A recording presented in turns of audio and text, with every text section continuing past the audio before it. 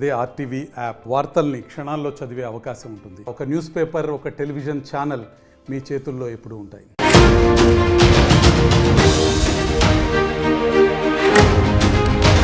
Breaking news. కాల్పుల విరమణ ఒప్పందం ముగియడంతో గాజాపై ఇజ్రాయెల్ మళ్లీ దాడులు ప్రారంభించింది. ఆ దాడుల్లో వందలాది మంది చనిపోతూ ఉన్నారు.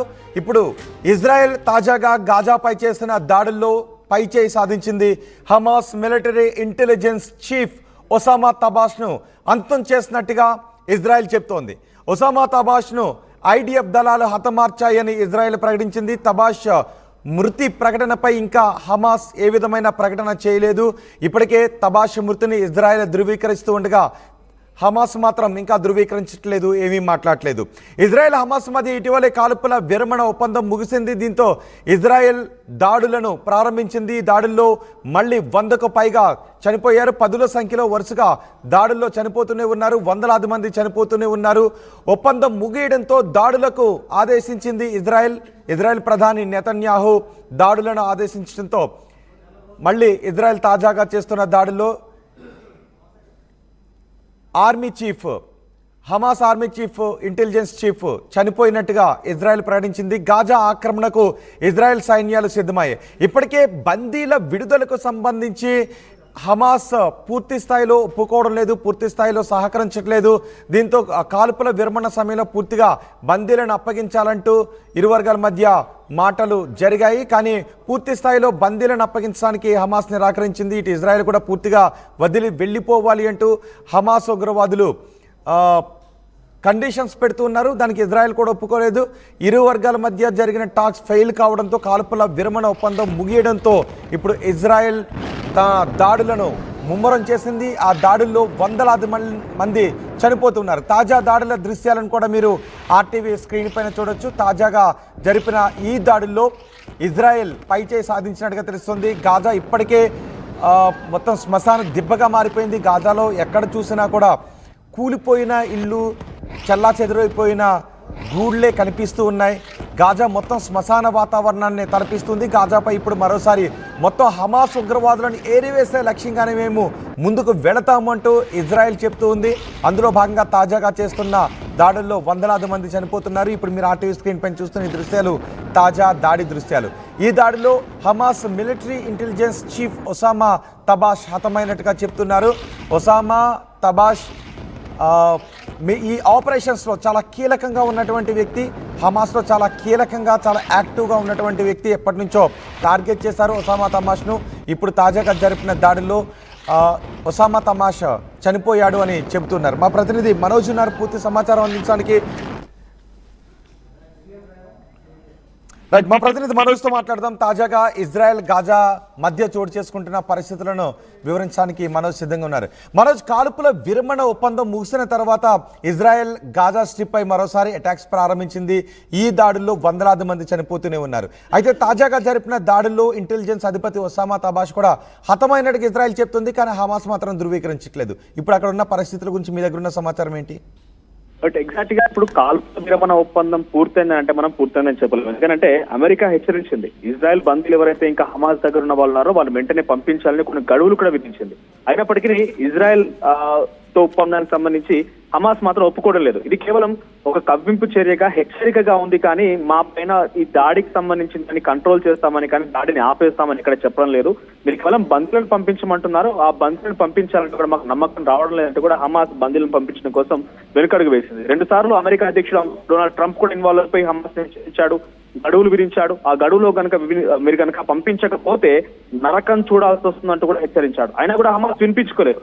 ఇక ఆ యుద్ధం ఇంకా కొనసాగుతూనే ఉంది. కాల్పుల విరమణ ఒప్పందానికి సంబంధించి ఎటువంటి కొలిక్కైతే రాలేదు. ఈ నేపథ్యంలో ఇజ్రాయెల్ ఒక్కసారిగా, అంటే ఆల్రెడీ అటు హౌతీస్ అమెరికా పైన దాడి చేస్తున్నారు, అమెరికా పక్క హౌతీస్ పైన కొన్ని ఎదురు చేసే ప్రయత్నం చేస్తోంది.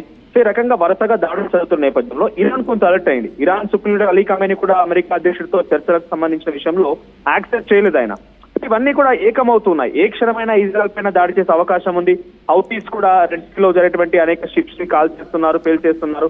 అక్కడికి ఇజ్రాయెల్ వెళ్ళేటువంటి యుద్ధ సామాగ్రి కూడా వెళ్లకుండా హౌతీలు అడ్డుకుంటున్నారు. ఇరాన్ ఇజ్రాయెల్ కి వ్యతిరేకంగా కూడా పోరాడడానికి సిద్ధమవుతోంది. హమాస్ కి సపోర్ట్ ఇచ్చే అవకాశం ఉంది.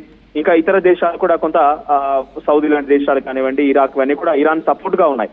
సో ఈ సిచ్యువేషన్ లో ఇజ్రాయెల్ పైన కనుక ఒక్కసారిగా దాడి చేస్తే ఇది కేవలం ఇజ్రాయెల్ పైన పడే దెబ్బే కాదు, అమెరికా పైన కూడా ఎఫెక్ట్ పడుతున్న అవకాశంలో ఉన్నటువంటి ఆలోచనలో భాగంగా అమెరికా అధ్యక్షుడు డైరెక్షన్ లోనే ఇదంతా జరిగిందనేది కొంత హమాస్ భావించే అవకాశం అయితే ఉంది. ఎందుకంటే ఏకంగా అమెరికా అధ్యక్షుడు డైరెక్ట్ గా ఇన్వాల్వ్ అయిపోయి హమాస్ హెచ్చరించడం, Iran supreme leader Ali Khamenei హెచ్చరించడం అని చూస్తుంటే మొత్తం ఇదంతా యాక్షన్ అంతా కూడా ట్రంప్ దగ్గర నుంచి వచ్చిందనేది బహుశా ఆలోచించే అవకాశం అయితే ఉంది. ఇప్పుడు ప్రజెంట్ ఈ రోజునటువంటి ఈ దాడిలో అటు intelligence chief, south Gaza strip లో ఉన్నటువంటి ఇంటెలిజెన్స్ చీఫ్ ఒసామా తబాష్ సంబంధించిన దాడిలో పక్కాగా ఇది మీరు అంటున్నట్టుగా ఇందాక మీరు చెప్పారు, చాలా క్లియర్ గా ఇప్పుడు స్టార్ట్ అయింది కాదు, ఈయన పైన స్కెచ్ అనేది కొన్ని రోజులుగా నడుస్తూనే ఉంది. కానీ పక్కాగా నిన్న ఎయిర్ స్ట్రైక్స్ ద్వారా చాలా కాన్ఫిడెంట్ గా ఆయనని ట్రేస్ చేసి మరి దాడి చేశారు. అయితే ఇప్పటి వరకు గాజాలో 49,000 మంది మరణించినట్టుగా అధికారికంగా 2 రోజుల క్రితమే గాజా ప్రకటించింది. 49,000 మందిలో సుమారుగా 25,000 మందికి పైగా సామాన్య సివిలియన్సే ఉన్నారట. చిన్న చిన్న పిల్లలు, మహిళలు, చిన్న చిన్న సామాన్యులే ఉన్నారంట.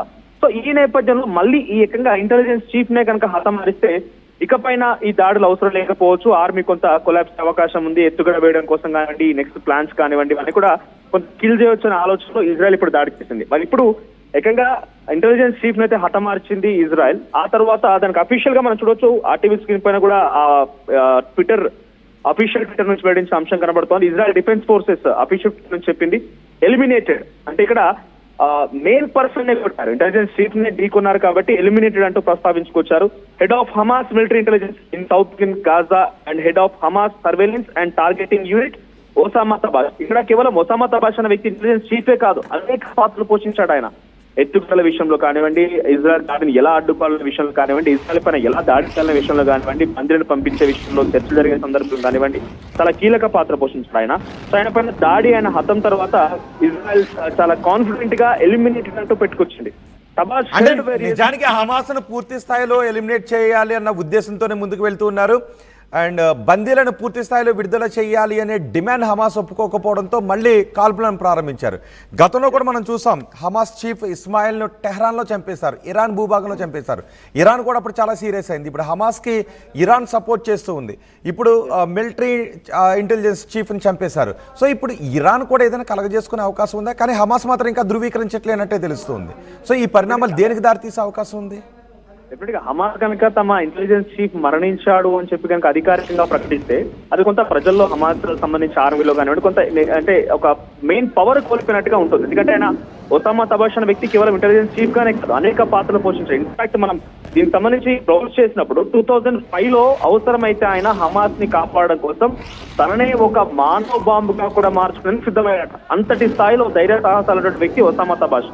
సో అటువంటి నేపథ్యం అటువంటి ఒసామా తబాష్ పైన ఈ రకమైన దాడి చేయడం, ఆ తర్వాత ఆయన మరణించిన తర్వాత ఇదే కనుక అధికారికంగా హమాస్ ప్రకటించుకుంటే పూర్తిగా హమాస్ ఆర్మీ మొత్తం కూడా కొంత చతికిల పడే అవకాశం ఉంది, కొంత స్థైర్యాన్ని కోల్పోతుంది. సో అధికారికంగా ప్రకటించలేదు. కానీ ఇజ్రాయెల్ డిఫెన్స్ ఫోర్స్ మాత్రం చాలా క్లియర్ గా చెప్పుకొచ్చింది, డీటెయిల్స్ పెట్టుకొచ్చింది, అఫీషియల్ ట్విట్టర్ ఖాతాలో చెప్పుకొచ్చింది. ఇన్ఫాక్ట్ మీరు అంటున్నట్టుగా ఇరాన్ సంబంధించి కూడా హమాస్ ఆల్రెడీ సపోర్ట్ చేస్తుందనే ఆలోచనలో ఉన్నారు కాబట్టి ఇజ్రాయెల్కి రావాల్సినటువంటి ఆ యుద్ధ సామాగ్రి మొత్తం కూడా హౌతీలు అడ్డుకుంటున్నారు. అటు హౌతీలకు ఇరాన్ సపోర్ట్ ఇస్తోంది, ఇటు హమాస్ కూడా ఇరాన్ సపోర్ట్ ఇస్తుంది. యుద్ధ సామాగ్రి మొత్తం ఇజ్రాయెల్కి వెళ్ళేటువంటి అమెరికా సపోర్ట్ తో వెళ్ళేటువంటి ఆ యుద్ధ సామాగ్రిని కనుక హౌతీలు అడ్డుకుంటుంటే ఇజ్రాయెల్ కి ఉన్నటువంటి ఆ వెపన్ కొంత తగ్గుతూ వస్తుంటుంది. సో ఈ నేపథ్యంలో కొంత వాళ్ళంతా డౌన్ ఫాల్ అయ్యాక అంటే వాళ్ళ బలం తగ్గిన తర్వాత అటాక్ చేయాలన్న ఆలోచనలో హమాస్ హౌతీలు అని ఉంటే ఉండొచ్చు. అది కనుక నిజంగానే జరిగింది డెఫినెట్ గా ఇజ్రాయెల్ కోలుకోలేని దెబ్బతింటుంది. కాబట్టి అంతకు ముందుగానే ఇంటెలిజెన్స్ చీఫ్ ని హతమార్చాలని పక్కా స్కెచ్ తో జరిగింది. ప్రజెంట్ అయితే ఇంకా హమాస్ అధికారికంగా ప్రకటించలేదు. మరి దీనికి సంబంధించి వ్యతిరేకంగా అటు ఇరాన్ ఎటువంటి దాడి తెరలేస్తుంది. Iran supreme leader Ali Khamenei మాత్రం ఏ మాత్రం కూడా అమెరికా మమ్మల్ని తట్టుకోవడంలో ఉంకపోవచ్చు, మా అంత శక్తి సామర్థ్యాలు లేవు, నిజంగా మేము తెగించాల్సి వస్తే అమెరికా అంతకు చూస్తామంటే ఇరాన్ చెప్తోంది. మరి హమాస్ చీఫ్ ని ఇంటెలిజెన్స్ చీఫ్ ని హతమార్చిన నేపథ్యంలో మరి ఇరాన్ ఎలా రియాక్ట్ అవుతుందో చూడాలి. రైట్ మనోజ్, గాజాపై దాడుల్లో ఇజ్రాయెల్ పైచే సాధించింది. మరోసారి హమాస్ మిలిటరీ ఇంటెలిజెన్స్ అధిపతి ఒసామా తబాష్ను హతం చేసినట్టుగా ఇజ్రాయెల్ ప్రకటించింది. ఒసామా తబాష్ను ఐడిఎఫ్ దళాలు హతమార్చాయని ఇజ్రాయెల్ ప్రకటించింది. అయితే తబాష్ మృతిపై ఇంకా హమాస్ ఏ విధమైన ప్రకటన చేయలేదు, స్పందించలేదు కూడా. ఇజ్రాయెల్ హమాస్ మధ్య ఇటీవల కాల్పుల విరమణ ఒప్పందం ముగిసింది. విరమణ ఒప్పందం ముగియడంతోనే దాడులకు ఇజ్రాయెల్ ప్రధాని నెతన్యాహు ఆదేశించారు. గాజా ఆక్రమణకు ఇజ్రాయెల్ సైన్యాలు ఇప్పుడు పూర్తి స్థాయిలో సిద్ధమయ్యాయి. పూర్తిగా హమాస్ను అంతమొందించడమే లక్ష్యం అంటూ ముందుకు వెళ్తున్నారు. బందీల విడుదలలో హమాస్ సహకరించడం లేదు, పూర్తి స్థాయిలో బందీలను విడుదల చేయడం లేదు కాబట్టి, డిమాండ్స్కు హమాస్ సరిగా అంగీకరించట్లేదు కాబట్టి హమాస్ ముఖ్య నేతల ఏరివేతే లక్ష్యంగా ముందుకు వెళతాము అని ఇజ్రాయెల్ దాడులు చేసుకుంటూ వెళ్తుంది. తాజా దాడులు ఇప్పటికే వందలాది మంది చనిపోతున్నారు. గాజా మరోసారి శ్మశానంగా మారిపోతున్న దృశ్యాలు ఇప్పుడు మనం ఆర్టీవీ స్క్రీన్ పైన చూస్తున్నాం. ఒకసారి ఆ దాడి జరుగుతున్న దృశ్యాలను చూద్దాం.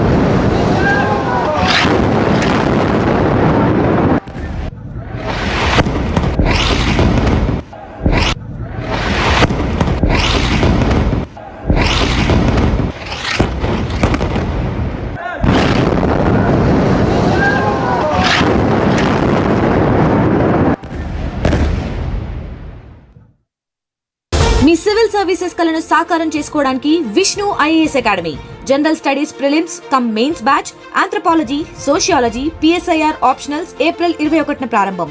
Join Vishnu IAS academy, fulfil your dreams of serving nation. మరిన్ని వీడియోస్ కోసం ఛానల్ ని సబ్స్క్రైబ్ చేయండి. లేటెస్ట్ అప్డేట్స్ కోసం వాట్సాప్ ఛానల్ ని ఫాలో చేయండి. అండ్ లింక్ డిస్క్రిప్షన్ లో ఉంది.